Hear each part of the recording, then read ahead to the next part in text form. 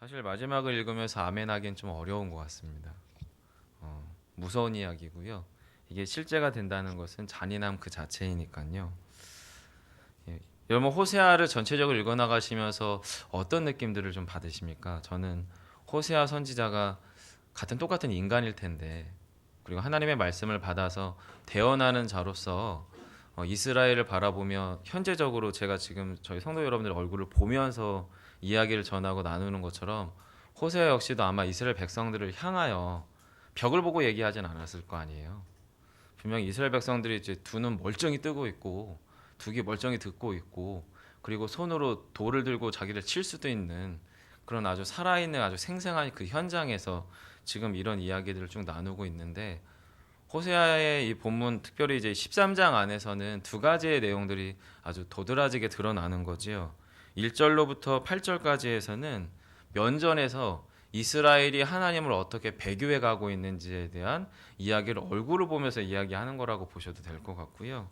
그리고 9절로부터 마지막 16절까지에서는 그렇게 여호와를 떠나고 배교하고 영적인 음란, 행음 가운데 있기 때문에 너희가 실제 역사적으로 어떻게 멸망당할 거다라고 하는 이야기를 이제 아주 리얼하게 생생하게 이야기하는 게 이제 9절로부터 16절까지 이야기가 됩니다. 그럼 먼저 1절로부터 8절까지 해서 이스라엘, 북이스라엘이라고 보면 되는데 이 이스라엘의 대표적인 지파가 이제 에브라임이잖아요. 그리고 그 에브라임으로부터 여로보암 1세가 처음에 왕으로 등극을 하게 됩니다. 바로 그 에브라임의 권세가 꽤나 컸다 그 얘기가 이제 1장 1절 앞부분에서 시작이 되는 거예요. 에브라임이 말을 하면 사람들이 떨었다.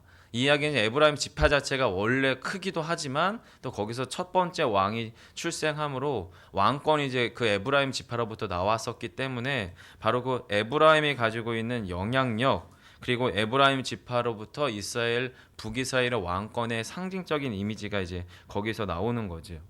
근데 그 왕권 또는 이 에브라임 지파의 그 거대한 영향력이 어디에서 발휘가 됐냐면 하나님을 잘 섬기는 데 발휘가 되면 참 좋겠는데 바로 1절 뒷부분이죠. 그가 이스라엘 중에서 누구를 높입니까? 자기를 높입니다. 자기를 높이더니 결국에 그게 어디로 가냐면 자기 바알로 말미암아 범죄하였으므로 망하게 되었다라고 하는 쪽으로 흘러가게 되는 거예요. 어느 한 지파가 있었습니다. 그리고 그 지파는 가장 강력한 영향력이 있었고 초대 왕이 거기서부터 등극을 하게 됩니다.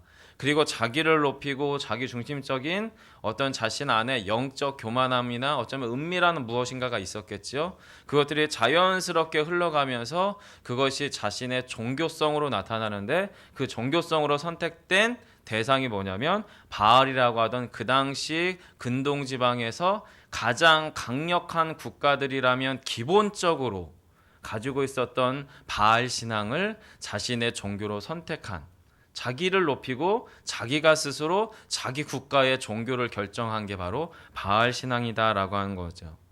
그러면 그런 왕권에 의해서 영향력에 의해서 선택된 바알 신앙이 실제적으로 이스라엘 백성들 삶으로는 어떻게 침투해 들어가느냐? 여러분 그것이 2절입니다. 호세아가 어떻게 표현하는지 2절을 같이 한번 읽어보겠습니다. 시작. 이제도 그들은 더욱 범죄하여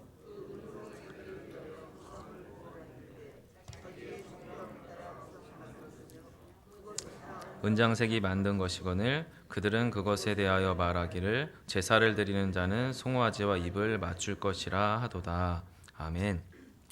네, 2절은 이렇게 시작합니다. 이제도 이것은 나옵니다. 자, 이제부터 지금부터 그리고 현재까지도 호세아가 이 말을 전하고 있는 지금까지도 바로 그랬던 역사가 쭉 흘러가면서 바알 신앙이 이스라엘 백성 곳곳 가운데 뿌리를 내렸는데 현재적으로 어떻게 뿌리를 내렸냐면 자기들이 가지고 있는 자기의 재산을 말하는 거고요. 자신의 소유를 말하는 겁니다. 이 은은 다른 데 사용이 가능한 은이겠죠.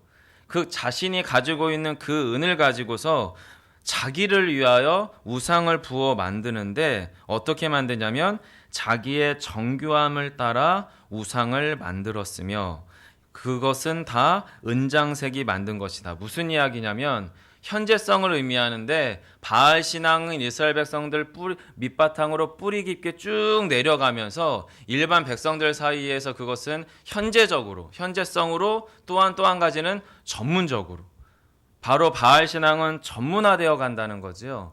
은장색이라고 하는 것은 아주 전문적으로 은을 가지고서 그 우상을 만드는 사람들을 말하는 거고 사람들은 자기 은을 거기다 투자할 뿐만 아니라 자기가 은을 가져다 그 은장색을 어떻게 해요? 사는 걸 말하는 거죠. 바알 신앙은 그들의 삶의 일부인 겁니다. 일부. 일상생활이 되어버렸습니다.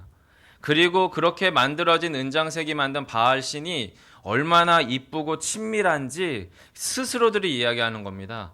은장색이 스스로 내가 만든 바알 신이 꽤나 이쁘고 꽤 멋있는데 가서 입 맞추세요라고 이야기하는 게 아니라 누가 만드는 겁니까? 지 돈을 들여서 자기가 산 바알을 가지고서 서로 자기 돈 들여서 만든 바알 신을 스스로들이 만족스러워서 그것 보고서 입 맞추자고 이야기하는 일상화된 우상 숭배에 대한 이야기가 2절의 이야기인 거예요.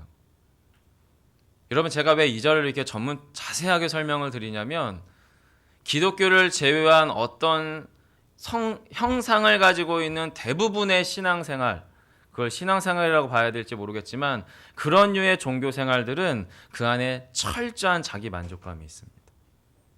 부적을 하나 사도 불상을 하나 사도 이게 얼마짜린데 라고 하는 자기 만족감이 있어요. 자기 돈을 드리는데 그 돈을 드릴 수 있는 자기가 갖고 있는 재산에 대한 자기 만족감이 있고요. 내가 이 재산을 들여서 이만큼의 부적이나 이만큼의 불상을 샀다라고 하는 것에 대한 뿌듯함이 있고요. 가정에 내가 요만한 신상 하나 모셨다는 것에 대한 자기의 프라이드가 있어요. 그건 여러분 과거 호세아 시대 때나 지금이나 동일한 것 같습니다. 지금 2절은 그 이야기 하는 거예요. 그런데 그런 현재적이고도 역사적이고 또 그렇게 우상숭배가 실제화되는 이스라엘 백성들의 모습을 바라보는 하나님의 모습은 뭐냐면 3절이에요. 이러므로 그들은 4가지 얘기합니다. 아침 구름 같다. 사라지는 이슬 같다. 광풍에 날리는 쭉정이 같다. 굴뚝에 나가는 연기 같다. 한마디로 이야기하면 안개처럼 후하고 사라질 거라는 거예요. 니네가 해보고 싶은 대로 마음껏 해보라는 거죠. 좋다 이거예요. 자신들의 손에 있는 은이든 금이든 뭐든 가지고 우상숭배 마음껏 해보라는 거예요. 스스로 거기에 자아도취돼서 취해서 종교생활하듯이 그렇게 살아가 보라는 거예요. 과연 너네가 그렇게 얼마나 살아갈지 주님이 바라보시겠다는 건데 그 바라보는 인생들이 뭐 같냐면은 아침 구름 같아요. 이슬 같아요. 쭉정이 같아요. 연기 같아요. 그냥 잠깐이라는 겁니다. 잠깐. 근데 특별히 여러분 3절 중간에 광풍에 날리는 쭉정이라고 하는 표현은 뭐냐면 쭉정이는 여러분 그냥 바람만 불어서 아니면 키즈를 통해서 걸러내면 되는 건데 이거는 자연적인 광풍인 거죠.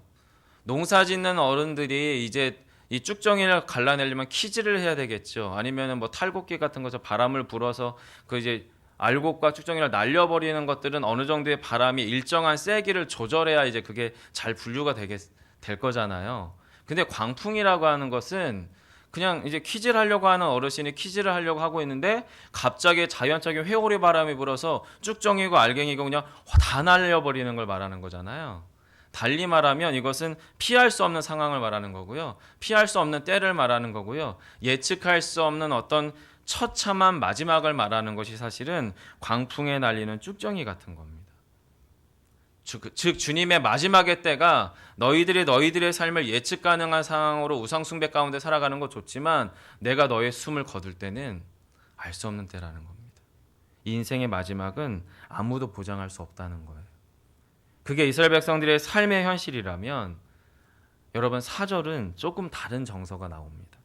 제가 읽어드릴게요. 그러나 애굽 땅에 정확하게는 있었을 때부터 나는 너희의 여호와라 하나님 여호와라 나 밖에는 내가 다른 신은 알지 말 것이라 나 외에는 구원자가 없느니라. 5절 6절 같이 읽을까요? 함께 합니다. 내가 광야 마른 땅에서 너를 알았거늘 그들이 먹여준 대로 배가 부르니 그들의 마음이 교만하여 이로 말미암아 나를 잊었느니라. 아멘. 여러분 4절은 과거 어느 한 시점으로부터 지금까지의 시점을 말하는 겁니다. 무슨 이야기냐면 그럼에도 불구하고 이스라엘아 나 하나님 여호와는 너희가 애굽 땅에서 400년 동안 종살이 했었을 때부터 지금까지 너희가 너희들의 은과 금을 스스로 들여서 바알을 섬기는 지금에까지도 나는 너희의 하나님 여호와라. 그리고 나밖에는 너희들 안에 참된 신을 두지 말고 다른 신을 알지 말라. 왜냐하면 나만이 과거로부터 지금까지 너의 구원자가 되기 때문이다. 그런데 여러분 5절과 6절은 마치 2절에 나오는 긴장처럼 과거로부터 지금까지 하나님의 신실하고 변함 없는 이스라엘의 목자 되시고 아버지 되시고 하나님 되시는 당신의 신실함과 이스라엘 백성들의 배교의 모습이 대조되어서 나타나고 있는 것처럼 5절과 6절이 그런 겁니다. 내가 광야 땅에서 너희를 애굽 땅에서부터 불러내서 모세를 통해서 너희들의 약속한 가나안 땅 그 땅으로 너희를 데려가기까지 어떻게 해요? 내가 너를 알았다. 요 알았다라고 하는 것은 누차 말씀드리는 거지만 지식적인 알미 아니라 인격적인 알미며 삶으로 예수 그리스도를 알아서 자발적 순종의 단계까지 도달해 있는 알을 말하는 건데 광야 땅에서 이스라엘 백성들이 그렇게 하나님과의 인격적 관계 내지는 영적 성숙의 과정들을 통과했었다는 거지요. 그런데 그렇게 인격적 관계 안에서 이스라엘 백성들은 뭐를 선택하냐면 그 광야 땅에서 이스라엘에서 모세가 이제 출애굽하고 십계명을 받으러 시내산에 올라갈 때 스스로 송아지상을 자신들의 은금과 기금속을 갖다가 아론에게 갖다 바쳐서 금송아지를 만들죠. 그게 여러분 이제 6절의 이야기입니다. 스스로 교만하고 스스로 그렇게 하나님을 잊어버리는 상태가 되어버린 것을 지금 호세아 이 시대 때 너희가 똑같이 반복한다는 겁니다. 그럼 하나님이 하실 건 뭡니까? 모세를 통해서 십계명을 시내산에서 주시고 내려온 그 모세를 통해서 하나님께서 그 땅 가운데서 땅을 가르시고 이스라엘 백성들 안에 진노를 쏟으신 것처럼 지금 역사적으로 호세아의 이 시대 가운데 하나님이 쏟으실 것은 이제 공의와 진노밖에 남지 않게 되는 거예요. 그래서 7절과 8절의 이야기는 아주 강렬하고 맹렬하고 잔혹한 하나님의 공의의 심판의 메시지입니다. 그러므로 내가 그들에게 사자 같고 길가에서 기다리는 표범 같으리니 내가 새끼의 이름 곰같이 그들을 만나 그의 염통 거풀을 찢고 거기서 암사자같이 그들을 삼키리라. 들짐승이 그들을 찢으리라. 자기 새끼를 잃은 곰은 물론 곰 자체가 이성이 없습니다. 본성만 있죠. 그런데 새끼마저 잃으면 그 본성조차도 상실해서 완전한 맹수로 돌바뀐 완전히 돌변하는 게 바로 8절의 새끼 잃은 곰이죠. 하나님의 진노의 잔이 그렇게 쏟아질 것이다라고 이야기하는 겁니다. 앞에서는 이스라엘 백성들의 현재적인 우상 숭배와 하나님의 배교의 모습이 나타나고 거기에 대한 하나님의 맹렬한 진노가 어떻게 쏟아질 것에 대한 이야기가 8절까지 이어집니다. 그리고 나서 이어 9절로부터는 이스라엘의 하나님의 공의의 심판을 쏟으실 때에 그 모습이 어떠할지를 이야기하는 게 이제 역사적으로도 나오고요, 문학적으로도 나오고요, 또 실제적으로도 어떻게 나타날지 그런 다양한 정서와 표현들을 가지고 이제 하나님의 진노의 모습들이 나타나는 게 9절입니다. 9절 이스라엘아 내가 패망하였나니 이는 너를 도와주는 나를 대적함이니라. 한글 성경의 번역이 조금 애매한 뉘앙스로 나와 있는데요. 다른 번역들을 좀 참고해 보면 이렇게 9절이 해석됩니다. 이스라엘아 내가 너를 망하게 할 건데 내가 너를 심판할 건데 누가 너희를 돕겠느냐. 그게 9절의 뉘앙스입니다. 9절에. 그리고 나서 이어지는 게 이제 역사적인 이야기를 호세아가 이야기하는 거예요. 10절 같이 한번 읽어주세요. 함께합니다. 전에 내가 이르기를 지도자들을 주소서 하였느니라. 내 모든 성읍에서 너를 구원할 자 곧 내 왕이 이제 어디 있으며 내 재판장들이 어디 있느냐. 네. 여러분 이런 호세아와 같은 선지서를 읽을 때 이 선지서가 무슨 요한계시록 같은 아니면은 요한계시록에 대한 우리의 오해이기도 한데 되게 두렵고 떨리는 심판 이야기를 하니까 뭔가 막연한 것 같고 추상적인 것 같고 또 내지는 뭔가 좀 묘한 뭐가 숨겨져 있는 것 같은 그런 신비감 같은 책으로 보실 필요가 없는 책입니다. 이 선지서라고 하는 것은요, 정확하게 하나님의 말씀이 대언되어 있는 책이고 하나님의 온전하신 뜻이 무엇인지를 역사적 인물인 선지자를 통해서 대언된 이야기이기 때문에 실제로 대부분의 선지자들은 역사적 통찰력들을 다 가지고 있었어요. 호세아도 마찬가지입니다. 지금 호세아가 이야기하는 게 뭐냐면 이스라엘 백성들을 면전에다 두고서 너희가 예전에 왕을 달라고 하지 않았느냐? 사사기 시대 때도 그랬잖아요. 왕을 달라고. 초대왕 사울왕 때. 그리고 또한 다윗 왕의 아들 솔로몬 시대 때 왕을 달라고 방백을 달라고 하잖아요. 그러면서 결과적으로 솔로몬 이후에 두 왕국으로 분열되는 역사가 나타나지요. 그게 열왕기의 이야기잖아요. 사무엘 하로부터 시작되는. 그렇게 여러 가지 왕에 대한 역사적인 진술을 이야기하면서 지금 무슨 이야기하는 거냐면 11절이죠. 내가 분노함으로 내게 왕을 주고 진노함으로 패하였노라. 내가 분노했다라고 하는 것은 뭐냐면 하나님의 뜻에 맞지 않아요. 이스라엘의 왕은 하나님이세요.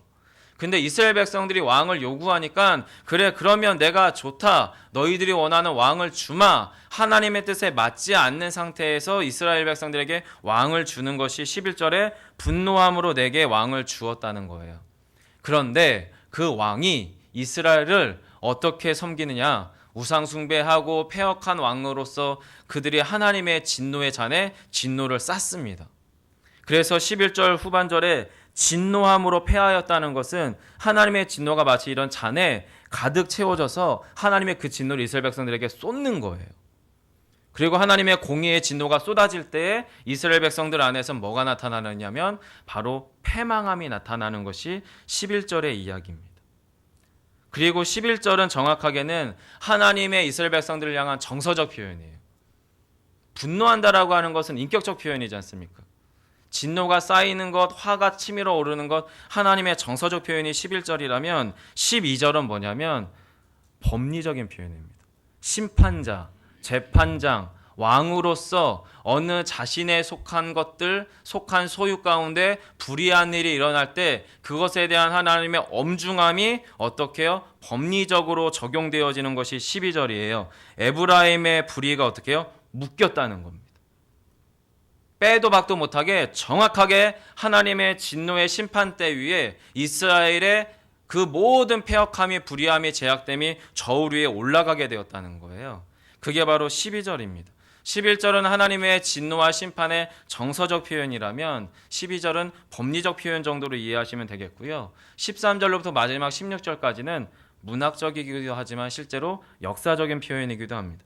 13절은 그래서 어떤 이야기냐면 해산의 때가 다 왔어요. 근데 뱃속에 있는 아이가 절대 나오지 않아요. 여러분 그 고통은 저는 상상할 수도 없고 예측이 불가능하지만 해산을 해보신 저희 어머니들은 다 아실 거예요. 그 고통이 어떤 고통일지. 그리고 결국에는 아이가 출산하지 않게 되면 엄마도 아이도 같이 죽게 되는 게 13절이죠. 심판의 어떤 잔혹함이 바로 13절에서 그렇게 표현이 되는 거고요. 14절은 이런 이야기입니다. 여러분 제가 14절 읽어드리겠습니다. 내가 그들을 수올의 권세에서 속량하며 사망에서 구속하겠느냐. 질문법으로 본문을 읽으셔야 돼요. 그리고 이어서 사망아 내 재앙이 어디 있느냐. 수올아 내 멸망이 어디 있느냐. 뉘우침이 내 눈앞에서 숨으리라.